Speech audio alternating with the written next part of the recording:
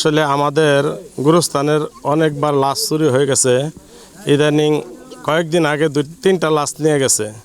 এই মিজানচুর সহ এলাকার মিজানচুরের যারা সহযোগী আছে গডফাদার, ওদেরকে সহ বাংলাদেশ ময়মনসিংহ কোতোয়ালি থানার আর্মি এবং বিটিআর উচ্চ লেভেলের যারা আছেন তাদের কাছে বিচার দাবি করছি। আমার দাদা এবং চাচার লাশ এই গুরুস্থান থেকে মিজানচুরা উঠাই নিছে। আমরা এটার বিচার চাই এবং এই জন্যই আইনের আশ্রয় নিয়েছি। আইনের আশ্রয় নেওয়ার পরেও আইন এটাতে কিছু করে নাই। এই জন্য আমরা এলাকার পোলাপান মিলে তার বাড়িঘর ভাঙচুর করছি। আমাদের এখানে একটা গুরুস্থান আছে, পারিবারিকভাবে এলাকার ভিত্তিক আমরা এখানে একটা গুরুস্থান করা হয়েছে। এখানে যে সমস্ত লাশ দাফন করা হয় আমরা জন্মের পর থেকে দেখতেছি এখানে মানুষদেরকে দাফন করা হয়, কিন্তু বেশ কিছুদিন যাবৎ এখান থেকে লাশ দাফন করার পরে 5-7 দিনের ভিতরেই লাশটা চুরি করে নিয়ে যাওয়া হয়।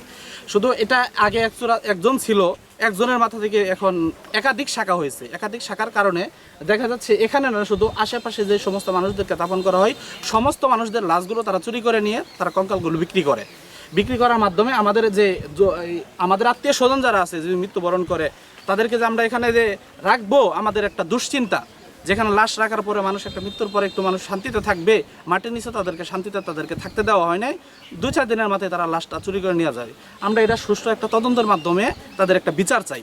দেখা যাচ্ছে আমরা এখানে একটা লাশ রেখে যাই, তার অল্প কিছু দিন পরে দেখা যায় যে আমাদের লাশগুলো তারা নিয়ে যায় গিয়া। আমরা এখানে লাশ রেখে কেউ বাড়িতে শান্তি মতো থাকতে পারি না। আমাদের পরিবার এবং কি এলাকাবাসীর সকল মানুষ তাদের জন্য হতাশ।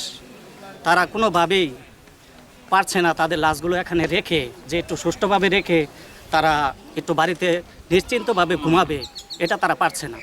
কারণ কি, যে লাশটা রাখার পরেই কয়েকদিনের মাথায় তারা এই লাশগুলো তুলে নিয়ে যায়। এর জন্য আমরা চাই যে তাদেরকে এমনভাবে শাস্তি দেওয়া হোক, এমনভাবে বিচার করা হোক যেন এগুলো দেখে পুরো বাংলাদেশের মানুষ যেন এদের থেকে শিক্ষা পায়। দীর্ঘদিন যাবৎ এই লাশ চুরির উদ্যোগে বর্তমানে কিছুদিন আগে মিজানচুরা আমাদের গুরুস্থান থেকে 3টা লাশ উত্তোলন করে নিয়ে গেছে। এবং এই মিজানচুর গরু থেকে লইয়া গরু, টাকা পয়সা মানুষের এবং আর এই মোবাইল চুরি এবং যত এলাকার এই মোটর চুরি এবং এই লাইনের তার চুরি, এই ট্রান্সমিটার চুরি, কোনো চুরিতে সে বাদ নয়।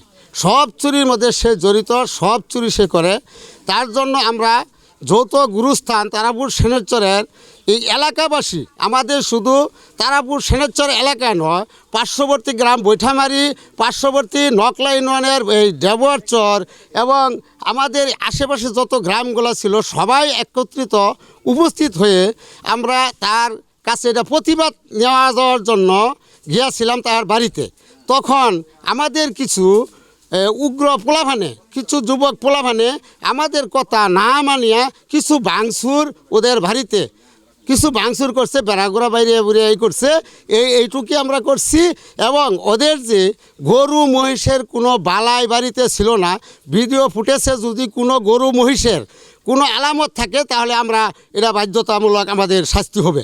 কিন্তু এদের কোনো গরু ছিল না বাড়ির, কোনো কিছু আমাদের পোলাপানে কোনো কিছু তাদের বাড়িতে একটা সুই পর্যন্ত হাতে করে নিয়ে আসে নাই। শুধু কিছু পোলাপানে বাড়িঘর একটু নষ্ট করছে, বাইরে ঘুরে ভাঙছে, কিন্তু আমরা বাধা দিলেও তারা মানছে না। কিন্তু পোলাপান, যুবক পোলান, আমরা তাদের সঙ্গে পারছি না, তারা এই কর্ম করছে। তো এটা আমরা অস্বীকার করব না। তাদের যে বাড়িঘর একটু ক্ষয়ক্ষতি করছে আমরা অস্বীকার করব না। এবং যে বাদিনী, এই বাদিনীকে আমরা চিনি না। তার বাড়ি নাকি আমাদের এখানে হলো তার বাপের দেশ, তার জামাই বাড়ি হলো গফরগাঁও। সে ওখান থেকে তার এনো বাড়িঘর নাই, কিচ্ছু নাই। সে কীভাবে আমাদের উপরে, এই এলাকার উপরে মামলা চাপিয়ে সে আমাদের কাছ থেকে এতগুলা টাকা দাবি করতেছে, এইটা সেটা। তাহলে আমরা এই বাদিনীকে আমরা চিনি না। হ্যাঁ, সে বাড়ি হলো গফরগাঁও, জামাই বাড়ি গফরগাঁও, থাকে গফরগাঁও। সে বাদী হইয়া আমাদের উপরে মামলা দিছে। এই গুরুস্থানটা যৌথ গুরুস্থান তারাপুর সেনেরচর বৈঠামারি কয়েকটা গ্রামের সমন্বয়ে গুরুস্থানটা হয়েছে। তো দুঃখের বিষয় হইল আমরা এই গুরুস্থানে লাশ দাফন করি, এই লাশগুলা মিজানচুরা চুরি করে নেয়। অনেক মানুষ আছে পর্দানিশী, যে সমস্ত মহিলার পর্দানিশী কেউ তাদের দেখে না, বোরকা পরে ব্যবহার করে বাহির হয়। এই মহিলাদের লাশগুলাও যখন তারা উঠায় নিয়ে যায় কবর থেকে, তখন আপনারাই বলেন যে ওই মহিলা যারা আত্মীয় স্বজন আছে, হয়তো ওই মহিলা কারো স্ত্রী, কারো মা, কারো বোন, কারো মেয়ে, তাদের মনে কি লাগে, কেমন ব্যথা লাগে। কিন্তু এইভাবে বারবার এইভাবে লাশ চুরি করতেছে। ইতিমধ্যে কিছুদিন আগে আমরা একটা প্রতিবাদ সভা করেছিলাম, একটা মামলাও দিয়েছিলাম। সে মামলাটা ওই দারোগা সাহেবের বলছে অনেক কিছু করবে, শেষ পর্যন্ত কিছুদিন পরে দেখা গেল তারা বইলে বসলো কঙ্কালের মামলা নাই। তা আমরা ব্যর্থ হইলাম। কিন্তু তার চুরি আর ব্যর্থ হয় না, সে তো চুরি করতেই আছে, সে তো লাশ অহরহ নিতেই আছে। শুধু লাশ নয়, এরপরে কৃষকরা মাঠে আবাদ করে কত টাকা পয়সা খরচ করে, কৃষি হল বাংলাদেশের প্রধান উপাদান। এই মোটরগুলা চুরি করে এমন সময় চুরি করে নেয় যখন কৃষকের হাতে কোনো টাকা পয়সা থাকে না। অনেক একরে জমি এই ফসল নষ্ট করে দেয়। এরপরে অনেক শ্রমিক আছে যারা দিনমজুর, তারা মানুষের কাজকর্ম করে খায়। একটা গরু বাছুর পালে, যে এইটা পালে বিক্রি করলে 2 টাকা পাবে, বাঘি পালে, এই গরুগুলাও তারা গোল খালি করে নিয়ে জায়গা, তালা কাইটা নিয়ে জায়গা। এরপর মসজিদের তালা ভেঙে টাকা পয়সা চুরি নেয়। এবারে যত নমনের দুর্নীতি সব কিছু এর দ্বারা হইতেছে। আমাদের সমাজটাকে সে বাতিল করে দিয়েছে। এরপরে আমাদের দুর্নামও হয়ে গেছে। অন্যান্য জায়গায় গরু ছাগল চুরি হইলে কয় চরে যায় দেখে আসো। আমাদের গণ্যমান্য লোক যারা আছে, আমরা অন্যান্য এলাকায় মুখ দেখাইতে পারতেছি না এর এই তসরুপের জন্য। সেই জন্য আমরা এই একটা প্রতিবাদ সভা ডাকছিলাম। সবার ভিতরে আমাদের গণ্যমান্য লোকেরা বক্তৃতা দিতেছিল যে পরে আমরা একটা সিদ্ধান্ত নিব। কিন্তু আমাদের যুবক সমাজ তারা এটা ধৈর্য ধারণ করলো না, তারা উক্রমে দেহে তার বাড়িতে গেল এবং তার খালি বাড়ি এই প্রতিবাদ সভার কথা শুনায় বাড়িঘর সব কিছু তারা সরাই নিয়েছে, গরু বাছুর মার মাথা সব কিছু।